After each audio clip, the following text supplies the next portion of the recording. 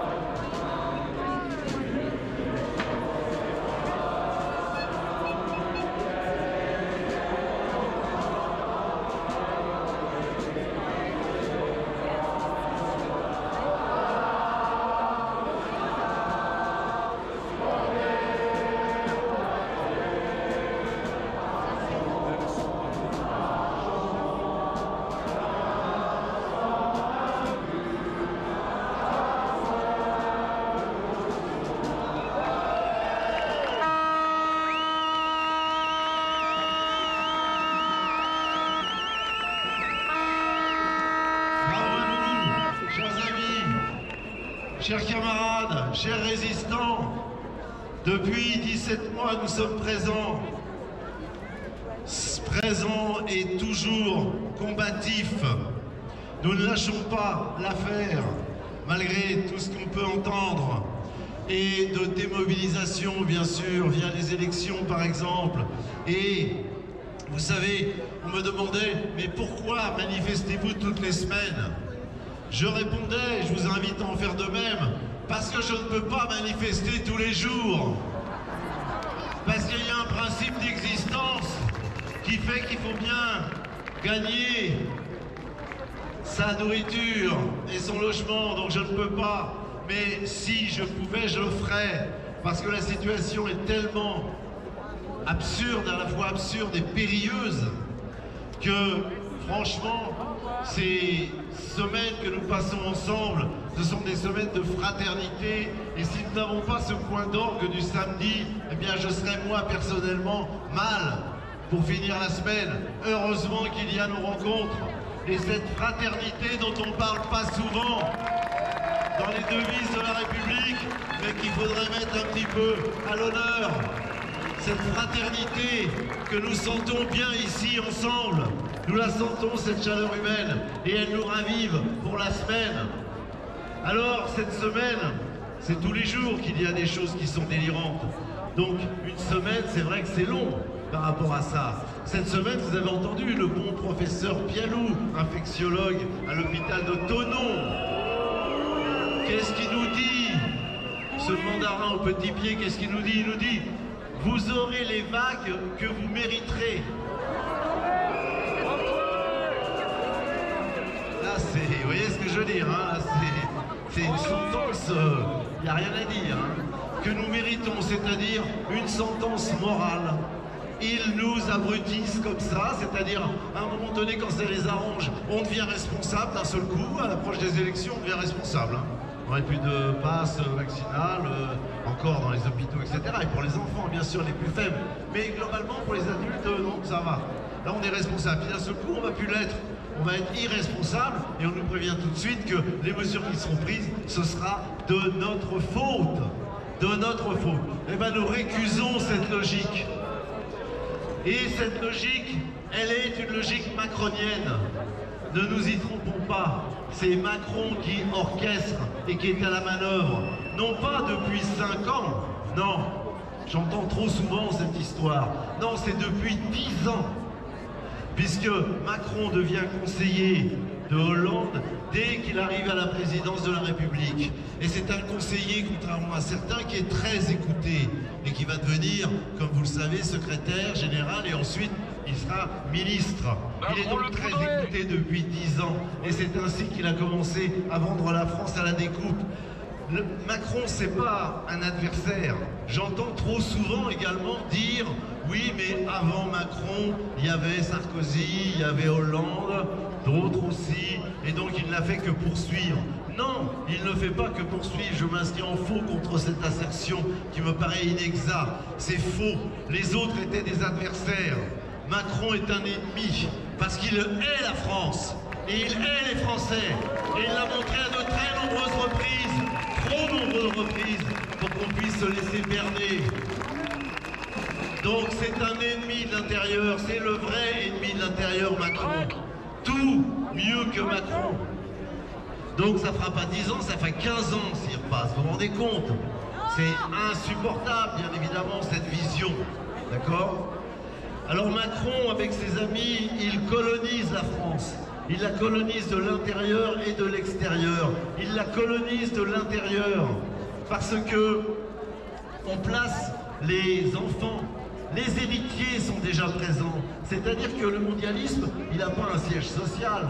Il n'a pas un QG de campagne, le mondialisme. Vous voyez, ce sont des ondes. Alors, il n'y a rien de complotiste là-dedans, bien évidemment. Tout est dit, ils disent tout. Joe Biden a dit cette semaine, au discours de l'Union, il a dit « C'est un nouvel ordre mondial qui se crée et nous en serons les leaders ». Et pendant ce temps-là, il y a la guerre sur le sol européen. Mais ça, il s'en moque, c'est très loin de chez lui. D'accord ? Donc, en cercle concentrique, on voit qu'ils sont présents dans les multinationales, dans les grandes banques d'affaires, dans les organismes internationaux, etc., etc. Et puis les héritiers sont mis en place. Nous parlons de McKinsey beaucoup aujourd'hui, en ce moment, bien évidemment, et on a raison, d'accord? Alors, en ce qui concerne McKinsey, vous savez qu'il y a Victor Fabius, directeur associé France, mais aussi David Van. Eh oui, les héritiers, vous comprenez, on place les enfants là où il faut. Alors, on va se taper cette engeance pendant combien de temps? Des McKinsey, mais aussi les Ernst Young, mais aussi les Boston Consulting Group, BCG, qui ont largement investi et colonisé les administrations françaises, ce qui est du jamais vu, bien évidemment. Jamais on avait comme ça vendu à la découpe les institutions françaises et empêché les administrateurs et les hauts fonctionnaires d'agir, et tous les fonctionnaires avec eux, d'agir, ce qui s'était toujours passé correctement, car ils savent faire, contrairement à la fable qu'on nous raconte. Alors bien sûr, il y a là-dedans des débrouillures administratives, c'est-à-dire qu'il y a de la connivence et il y a de l'argent qui doit passer à droite ou à gauche, si vous voyez ce que je veux dire. Parce que 1 milliard, ça fait du bruit, d'accord? 1 milliard, on ne parle d'un cabinet, c'est énorme. Donc il faudra mettre un terme à ça. Et puis Macron, colonisation de l'intérieur, c'est aussi les directives européennes qui va suivre. 65 ans pour les retraites et 67 ans avait préconisé l'Union européenne. Et il y arrivera, ne vous inquiétez pas, d'accord?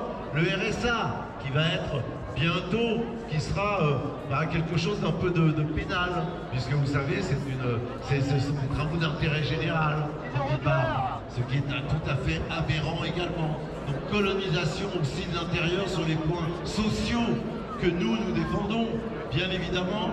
Quand on voit les 650 milliards qui ont été dépensés pendant cette pandémie qui n'a pas modifié l'espérance de vie des Français en 2021, en 2020 et 2021, il n'y a pas de baisse de l'espérance de vie en France. Ça veut dire que plus de 50% des décès, ce qui est toujours pénible bien évidemment et triste, mais plus de 50% de ces décès sont des gens qui étaient âgés de plus de 84 ans, d'accord? Qui est l'espérance de vie en France, donc elle ne s'est pas réduite.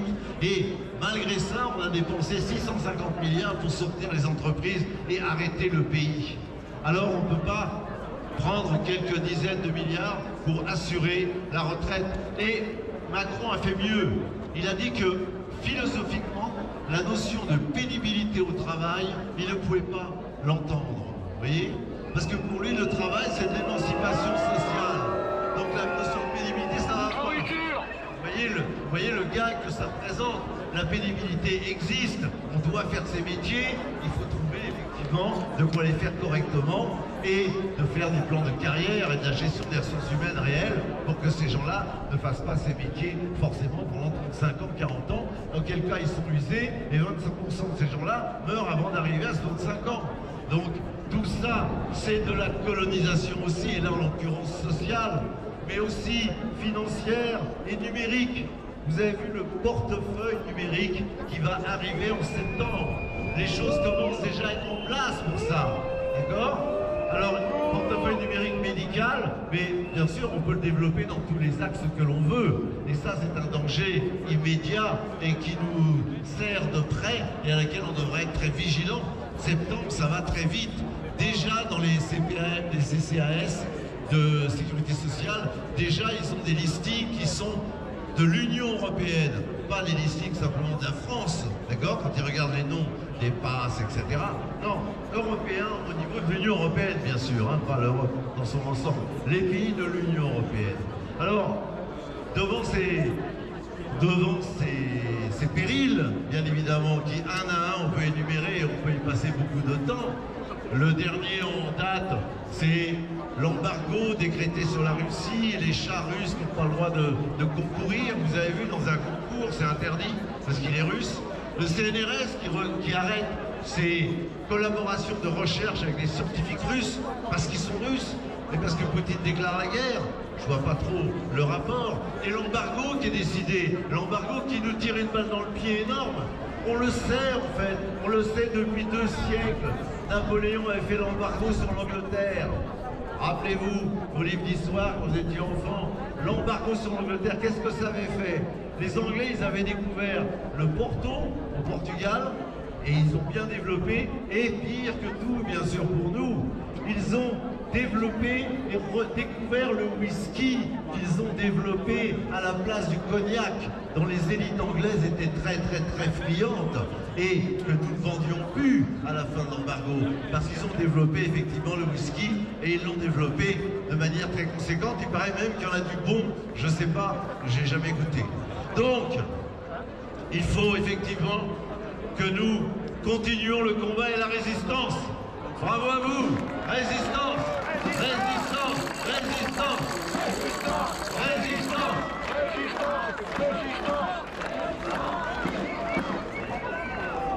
Un immense bravo à Dominique Bourse-Provence qui organise ces rassemblements depuis le début, ces rassemblements qui regroupent des gens de tout âge, de toute profession, y compris les étudiants.